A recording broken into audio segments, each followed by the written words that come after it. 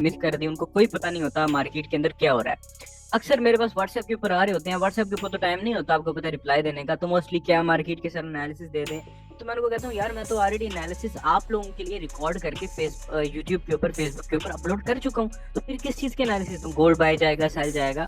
तो मैं पूरे प्रॉपर एनालिसिस जो मुझे लगता है, मैं डिसीजन क्या लेने वाला हूँ, फैसला क्या लेने वाला हूँ, और मार्केट के अंदर क्या चल रहा है, फंडामेंटल एनालिसिस क्या चल रहे हैं, टेक्निकल एनालिसिस क्या चल रहे हैं, गोल्ड की इंट्राडे मूवमेंट क्या हो सकती है, लॉन्ग टर्म मूवमेंट क्या हो सकती है, वार की सिचुएशन में मैंने आपको बाखबर रखा। लेकिन मैं देख रहा हूँ कि कमेंट्स में भी कुछ रिस्पॉन्स नहीं है, तो मैं सोच रहा हूँ कि वीडियोस को डिसकंटिन्यू किया जाए। पिछली जो वीडियोस थी उनमें तो मैं प्रॉपर आपको इंट्राडे सेटअप्स नजर दिखाए हैं, और लास्ट टाइम मैंने आपको गोल्ड बाइंग में बताया था, गोल्ड मेरे ख्याल में गालबन इस जगह पे खड़ा था, और मैंने कहा था कि ब्रेकआउट ऑलमोस्ट मैं समझता हूँ कि हो चुका है। शायद इस एरिया के अंदर गोल्ड खड़ा था, और लास्ट वीक के बाद फिर मार्केट जो है ऑलमोस्ट 1995 या 1996 तक मार्केट जो है वो ऑलमोस्ट गई है। क्योंकि मेरा मेरा जो ओपिनियन था, मेरे जो एनालिसिस थे, एक तो डी वन की ट्रेंड लाइन ब्रेक थी, और फार्मूला एक्स के अकॉर्डिंग भी गोल्ड को तकरीबन 2016 तक मजीद यानी कि बाइंग में गोल्ड को थोड़ा सा जाना चाहिए। अब बच्चों, आज टेक्निकल एनालिसिस से ज्यादा हम फंडामेंटल्स के ऊपर बात करें तो ज्यादा बेहतर है, क्योंकि मार्केट फंडामेंटल्स के ऊपर ज्यादा मूव कर रही है। पिछले जो एनालिसिस थे वो हम डिटेलिंग में टेक्निकल एनालिसिस को पढ़ते रहे, और टेक्निकल एनालिसिस के अंदर हमने इंट्राडे के अंदर और H1M15 D1H4 सब में एक एनालिसिस करके एक व्यू देते रहे हैं। अब जरा क्योंकि फंडामेंटल जंग स्टार्ट है, तो उसमें फंडामेंटल्स का जो इम्पैक्ट है, एक तो फंडामेंटल रोजमर्रा के होते हैं वो तो होते हैं, लेकिन जो जंग का माहौल है इसके अंदर जो फंडामेंटल्स हैं वो डेफिनेटली मार्केट में इम्पैक्ट करते हैं। तो कमेंट्स में बता दें अगर आपको बेनिफिट देती है, क्योंकि लास्ट टाइम भी गोल्ड बताया था बाय जाएगा, उससे पहले भी बाय बताया था, उससे पहले सेल बताया था, उससे पहले भी sale sale sale sale sale, 4 महीने आपको गोल्ड सेल करवाया, अभी अभी 2 हफ्तों से बाय करवा रहे हैं। अच्छा बच्चों, फंडामेंटल एनालिसिस में सबसे पहले जंग की बात की जाए, या इसकी पहले चलें फंडामेंटल एनालिसिस में फॉरेक्स फैक्ट्री के एनालिसिस की बात करते हैं। फॉरेक्स फैक्ट्री के अंदर जनाब मंडे को बैंक हॉलीडे है और दीगर कोई न्यूज़ नहीं है, जिस वजह से मार्केट जो है वो स्लो हो सकती है। लेकिन जंग की सूरत हाल के अंदर मार्केट स्लो नहीं भी हो सकती, क्योंकि बयानात जारी हैं, आज कुछ मेजर डेवलपमेंट्स भी हैं, वो मैं आपको बाद में बताता हूँ। तो मंडे को ओवरऑल फॉरेक्स फैक्ट्री के एनालिसिस के अकॉर्डिंग बड़ी मूवमेंट नहीं है, और अगर कोई बड़ा हैपन ना हुआ तो बड़ी मूवमेंट नजर नहीं आएगी। ट्यूसडे को काफी फंडामेंटल न्यूज़ हैं, जिसमें सबसे पहले न्यूज़ है जी क्लाइमेट काउंट चेंज की न्यूज़ है, जो कि एक आप कह लें कि पॉजिटिव न्यूज़ है जीबीपी के लिए, पाउंड के लिए।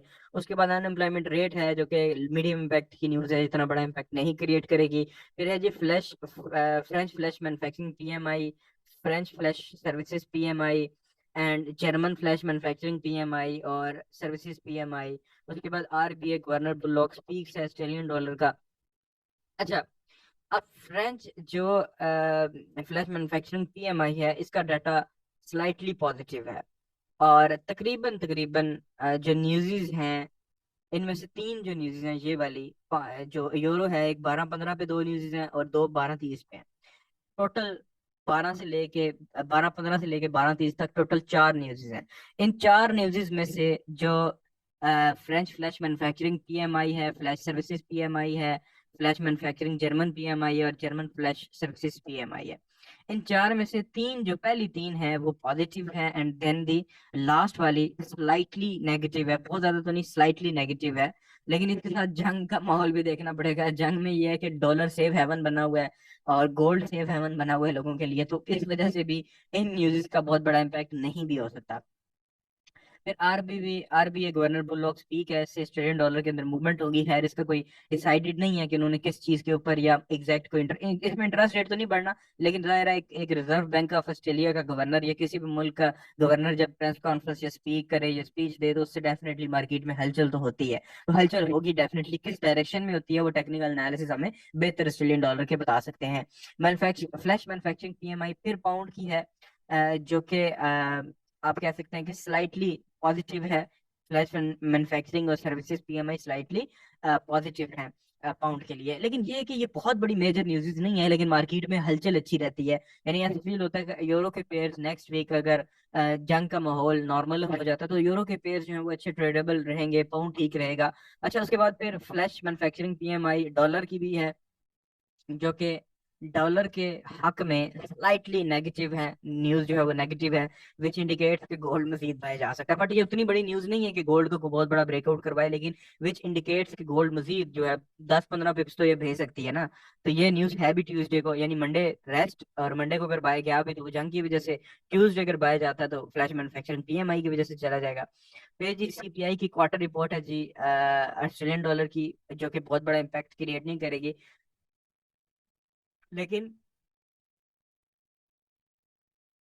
ये रिपोर्ट ऑस्ट्रेलियन डॉलर के लिए कोई ज्यादा अच्छी नहीं है। फिर trimmed mean CPI quarterly report है, ये भी यानी ये नेगेटिव साबित हो सकती है, लेकिन इसका बहुत बड़ा इम्पैक्ट नहीं पड़ेगा, क्योंकि ये क्वार्टर रिपोर्ट है, ईयरली रिपोर्ट है। जो मंथली रिपोर्ट होती है उसका मार्केट के ऊपर खासा इम्पैक्ट सीपीआई का पड़ता है, बड़े मूव्स देती है। बट ये ऑस्ट्रेलियन डॉलर के लिए नेगेटिव रिपोर्ट रहेगी। जर्मन आईएफओ बिजनेस क्लाइमेट, ये न्यूज भी स्लाइटली स्लाइटली, जब मैं कहता हूँ तो होता है कि थोड़ा 20 पिप्स, 15 पिप्स, 10 पिप्स, 5 पिप्स स्लाइटली पॉजिटिव है यूरो की। ऐसा लग रहा है कि यूरो स्ट्रांग हो सकता है, डॉलर वीक हो सकता है। और अब डिपेंड करता है कि अगर बाइडेन या दीगर कोई बरह रास्त किसी जंग में शामिल होते हैं, जैसे कि आज कुछ खबरें आई हैं, तो उसकी वजह से डॉलर जो है वीक हो सकता है। इसके अलावा इसके अलावा बैंक ऑफ कनाडा की मॉनेटरी पॉलिसी रिपोर्ट है, बैंक ऑफ कनाडा की रेट स्टेटमेंट है, और ओवरनाइट रेट है जिसके अंदर कोई इजाफा नहीं किया जा रहा। ओवरनाइट रेट के अंदर ये इंटरेस्ट रेट बढ़ाया नहीं जा रहा, विच इज यानी कि एक होता है कि न्यूट्रल न्यूज है। इंटरेस्ट रेट जब नहीं बढ़ रहा तो इसमें यह है कि वो अपनी एक पॉलिसी बताएंगे, जिससे ये है कि करेंसी वीक हो सकती है स्लाइटली, कैनेडियन डॉलर जो है, क्योंकि इंटरेस्ट रेट बढ़ा नहीं रहे। अब उसमें कोई पॉलिसी, शायद कोई अच्छी पॉलिसी बता दें कि क्यों नहीं बढ़ा रहे, तो शायद स्ट्रांग हो सके, लेकिन मुझे लग रहा है कि वीक हो सकता है। उसके बाद फिर 8 बजे बैंक ऑफ कनाडा की प्रेस कॉन्फ्रेंस है। अब इसके अंदर भी मूवमेंट अच्छी रहेगी, लेकिन इसकी कोई, ये जो कॉन्फ्रेंसेस होती हैं इनके अंदर कोई डायरेक्शन जो है वो डिसाइडेड नहीं होती है। फेड चेयर पावेल स्पीक्स है, जो कि जो डॉलर है इसके हक में, इसको मेंटेन करने के लिए, इसको इसको इन्वेस्टर्स के लिए सेफ हेवन बनाने के लिए, क्योंकि जाहिर है ये कोई ना कोई जंग में मुलवस रहते हैं, तो शायद इसके लिए कुछ इकदाम या एक स्पीच में कुछ ना कुछ जरूर कोशिश की जाएगी। ऐसा लग रहा है कि डॉलर के हक में ये लेके जाएंगे। अच्छा जी, यूरो का मेन रिफाइनेंसिंग रेट है। अच्छा, ये जो रेट्स होते हैं, ये जो मंथली न्यूज़ आती हैं, ये बड़े इंपॉर्टेंट होते हैं। अगर ये रेट बढ़ा दें तो बड़े हैवी किस्म की बाइंग देखी जा सकती है, बट ये रेट नहीं बढ़ा रहे। अच्छा, मेन फाइनेंसिंग रेट है, सेम रहेगा। और मॉनेटरी पॉलिसी स्टेटमेंट, जब रेट सेम है तो मॉनेटरी पॉलिसी में एक स्टेटमेंट जारी करेंगे, जो कि शायद कोई ज्यादा बड़ा इम्पैक्ट ना क्रिएट करे मार्केट में, क्योंकि इंटरेस्ट रेट नहीं बढ़ रहा, शायद सूद नहीं बढ़ रही, तो मार्केट की डायरेक्शन जो है वो तयन नहीं लगाया जा सकता, या ये नहीं कहा जा सकता कि बाय जाएगा या सेल जाएगा। वो किसी में भी एक छोटी मूवमेंट दे सकती है। फिर है जी एडवांस जीडीपी की क्वार्टर रिपोर्ट है। क्वार्टर रिपोर्ट इतना बड़ा इम्पैक्ट नहीं करती, क्योंकि डॉलर की है तो डेफिनेटली इम्पैक्ट करेगी। तो ये कह रही है कि जी जीडीपी ग्रोथ जो है वो बढ़ी है, which is good for their economy. लेकिन इसके साथ ही एक मंथली अनएम्प्लॉयमेंट क्लेम्स की न्यूज़ है, जो कि नेगेटिव न्यूज़ है। ये क्वार्टर रिपोर्ट है, क्वार्टर रिपोर्ट इतनी हैवी रिपोर्ट नहीं होती है, लेकिन जो, क्योंकि मंथली रिपोर्ट्स ऑलरेडी आ रही होती हैं और उस पर जो मार्केट मूव करना होता है वो रिएक्शन आ जाता है, तो क्वार्टर में होता है कि 3 महीने का इकट्ठा डाटा। अब जो एडवांस जीडीपी की सॉरी अनएम्प्लॉयमेंट क्लेम्स की न्यूज़ है, ये नेगेटिव न्यूज़ है। इसमें वो बता रहे हैं कि अनएम्प्लॉयमेंट क्लेम्स के अंदर इजाफा हुआ है। अगर ये डाटा आया तो ये नेगेटिव न्यूज़ है, गोल्ड इसके ऊपर भी बाया जा सकता है। फिर ईसीबी प्रेस कॉन्फ्रेंस है। ईसीबी में प्रेस कॉन्फ्रेंस में कोई डिसाइडेड नहीं है। फिर एफओएमसी मेंबर वाले स्पीक्स है पेंडिंग होम्स। ये अब ये जो न्यूज़ है इसमें भी मूवमेंट थोड़ी बहुत होगी, बट ये हाई इम्पैक्ट की कैटेगरी में नहीं आएगी, क्योंकि एक एफओएमसी का मेंबर स्पीक कर रहा है, चेयरमैन जो है उनका वो स्पीक नहीं कर रहा है, या चेयरपर्सन जो है वो स्पीक नहीं कर रहा है। एक मेंबर एक आइडिया देगा, उससे ज्यादा इन्वेस्टर तो उसको देख रहे होते हैं। मोस्टली इन्वेस्टर ज्यादा सीरियस नहीं लेते, क्योंकि वो एक मेंबर की बात है। फेडरल एफओएमसी होता है फेडरल ओपन मार्केट कमेटी, तो कमेटी के एक मेंबर जो है वो अपना इजहार राय करेगा या स्पीच करेगा, मुख्तलिफ मौकों पे स्पीच वगैरह करते रहते हैं। अच्छा, उसके बाद है core PC index monthly report, which is a positive news for dollar, और revise UM consumer sentiment, which is a neutral news for dollar. तो एक पहले 4 दिन लग रहा है कि डॉलर के जो एफएमसी बीच में इन्होंने कर दिया ना, सॉरी एफएमसी कह रहा हूँ, फेड की ये जो स्पीक है, ये थोड़ा सा इन्होंने सस्पेंस डाल दिया।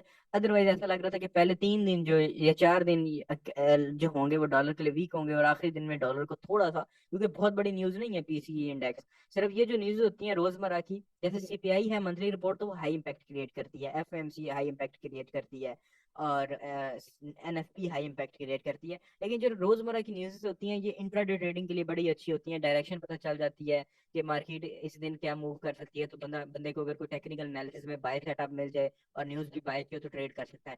तो आखिरी दिन जो है वो ऐसा लग रहा है कि स्लाइटली पॉजिटिव होगा, बट बहुत बड़ा इंपैक्ट नहीं होगा, बट स्लाइटली आप कह लो कि पॉजिटिव होगा। आज का जो मेन टॉपिक है, ये तो आपको अपडेट देनी थी, जो मेन टॉपिक है वो जंग है। आज जंग के ऊपर मैंने बात करनी है, क्योंकि टेक्निकल एनालिसिस मैं नहीं दे रहा जब तक जंग खत्म नहीं होती। जंग खत्म होगी तो मैं सारे पेयर्स के अलग अलग टेक्निकल एनालिसिस दूंगा इंशाल्लाह ताला, जैसे मैं देता रहूं। आप पिछली वीडियोस एक बार देखिएगा, नॉलेज में इजाफा होगा एनालिसिस की। अच्छा आपको एक मेजर डेवलपमेंट बताते हैं। ईरान ने जनाब वही बयान दिया कि मुस्लिम मालिक जो है इनके ऊपर सेक्शंस वगैरह लगाएं इसराइल के ऊपर। ईरान का बयान आना भी मार्केट में बड़ी इम्पैक्ट क्रिएट करता है। अच्छा जी, ये कह रहे हैं जी, world leaders attend Cairo peace summit to deescalate Israel Hamas war. यानी अ, ये जो है पीस समिट होने जा रहा है जी, जिसमें ये जो जंग है इसको रोकने की कोशिश की जा रही है।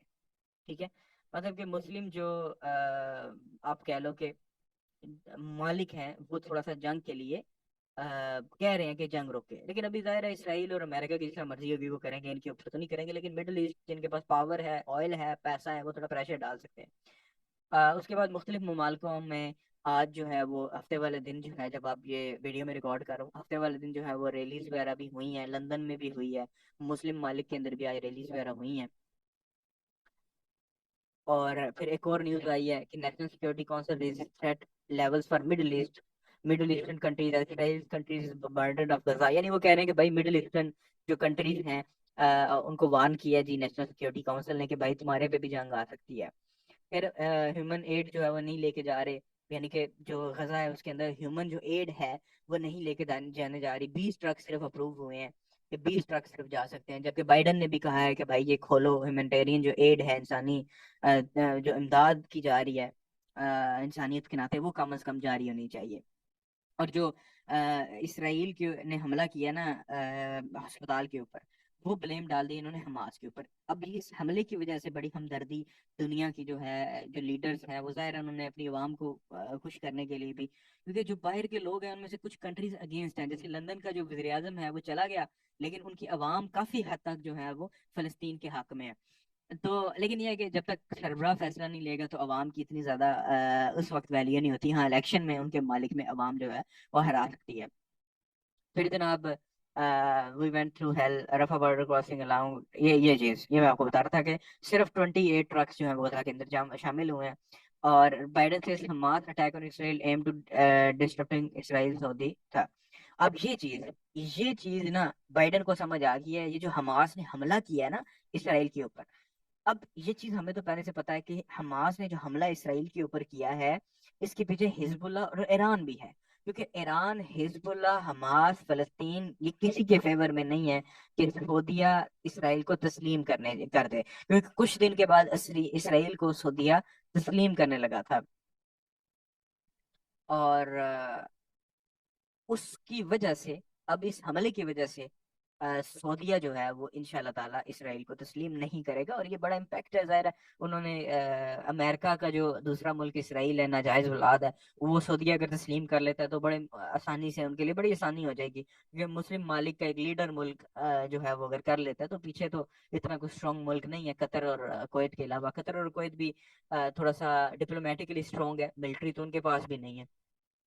अच्छा, इसके अलावा ये जो वो है, ये खबरें आ रही हैं, इसके अलावा एक और बड़ी डेवलपमेंट हुई है, वो ये डेवलपमेंट है।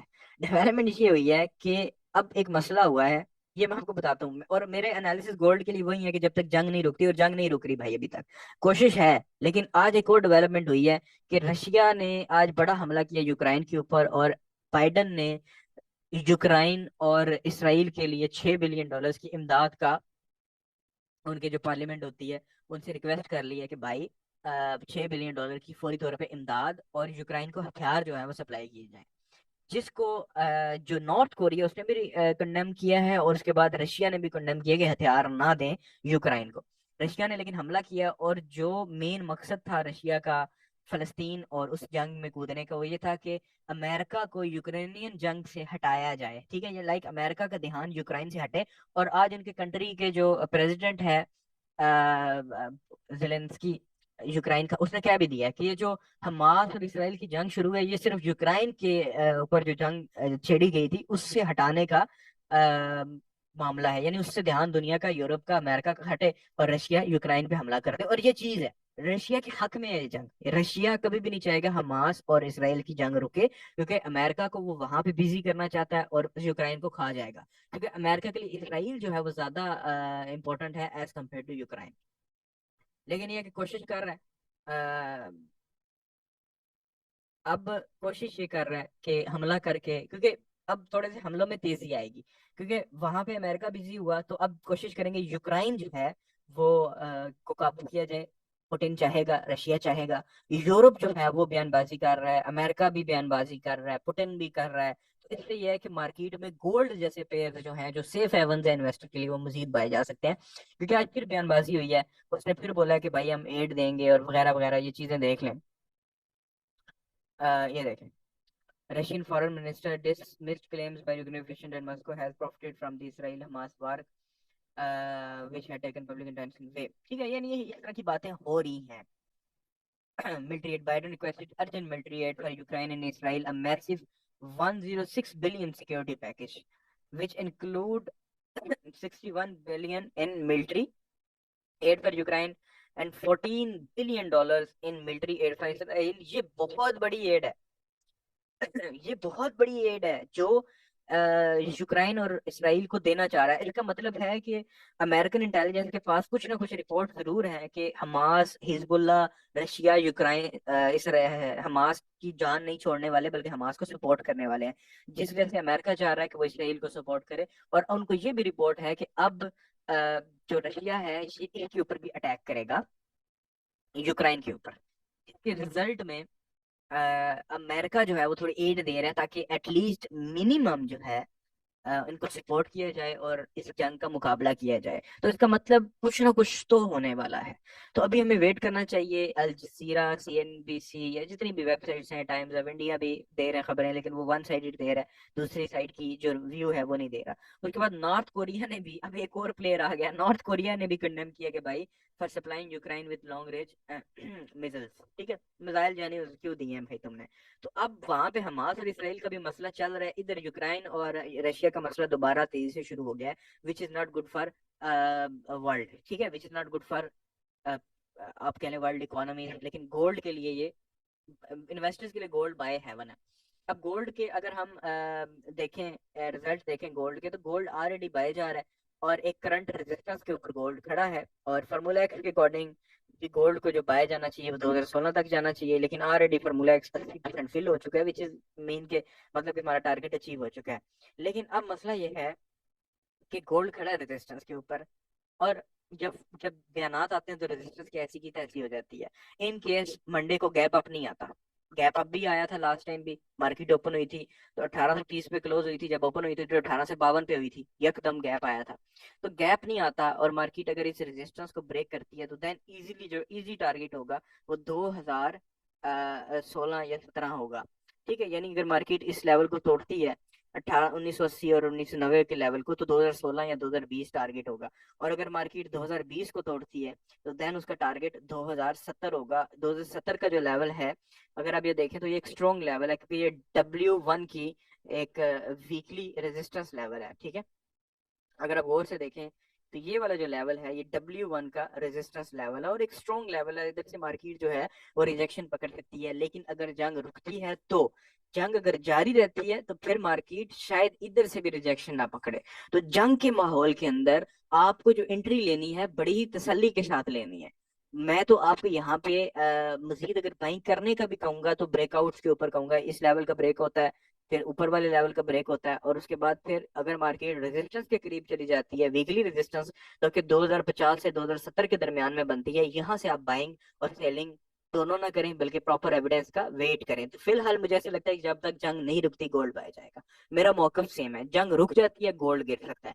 और जंग अगर चलती रहती है, बयानबाजी, जैसे रशिया यूक्रेन की जंग तो चल रही थी, बयानबाजी नहीं हो रही थी, थोड़ा थोड़ा हो रहा था, लेकिन अब बयानबाजी दोबारा शुरू हो गई है। वो एड दे रहे हैं, बहुत बड़ी एड दे रहे हैं, इसका मतलब उनको रिपोर्ट है कि जंग बड़े लेवल पे जा सकती है, और हिजबुल्लाह कूदती है तो जंग फिर नहीं रुकती है। तो दुआ में याद रखिएगा, ये आइडिया, ये ओपिनियन है, इस बार तो मैंने तकरीर कर दी है, माजरत, क्योंकि फंडामेंटल इतनी थी, मुझे नहीं पता आपको समझ आई या नहीं आई, लेकिन कहने का मकसद ये है कि ये डेवलपमेंट्स इस हफ्ते हुई हैं, हफ्ते वाले दिन हुई हैं, और ओवरऑल ये माहौल चल रहा है। अब अल्लाह करे जंग रुक जाए और या मुसलमानों को फतह मिले, या जंग रुक जाए, मुसलमानों का जो जानी नुकसान हो रहा है वो कम से कम रुक जाए, तो ये है कि उसके बाद मार्केट कम से कम नॉर्मल हो जाएगी। और बाकी हम दुआ कर सकते हैं, आप सभी दुआ करें, और मुझे भी दुआ में याद रखिएगा। अल्लाह हाफिज।